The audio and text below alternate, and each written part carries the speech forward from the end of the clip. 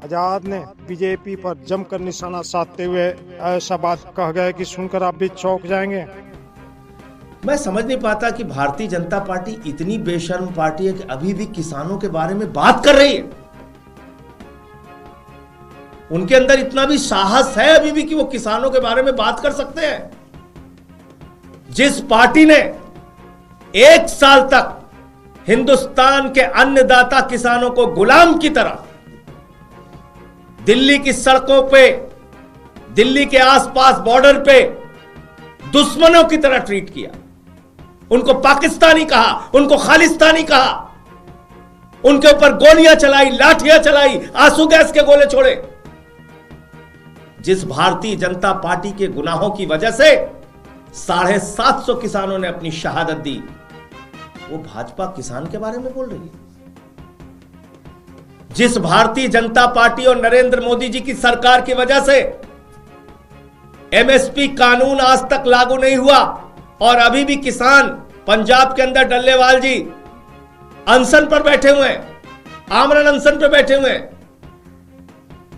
जिस party Bharatiya Janata party की वजह से महाराष्ट्र का किसान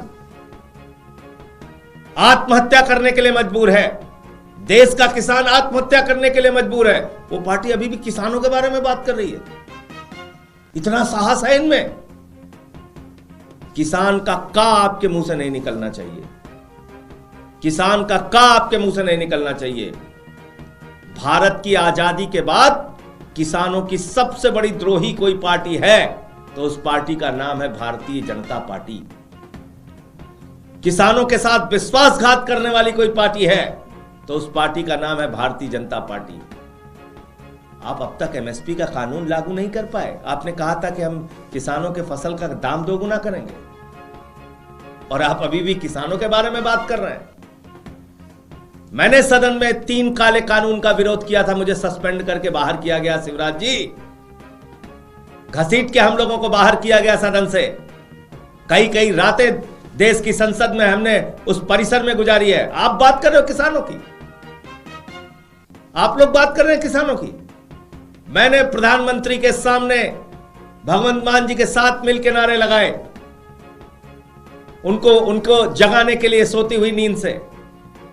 आप किसानों की बात कर रहे हैं। और फसल की बर्बादी होने पर सबसे ज्यादा मुआवजा देने का काम हिंदुस्तान में अगर किसी मुख्यमंत्री ने किया तो उसका नाम है अरविंद केजरीवाल। पता कर लीजिएगा रिकॉर्ड उठा के। तो इसलिए मैं समझता हूं कि बीजेपी को कम से कम किसान के बारे में बात नहीं करना चाहिए। किसानों के साथ विश्वासघात करने वाली और 750 किसानों के शहादत के लिए दोषी, गुनहगार और हत्यारी कोई पार्टी और सरकार है तो भारतीय जनता पार्टी है। और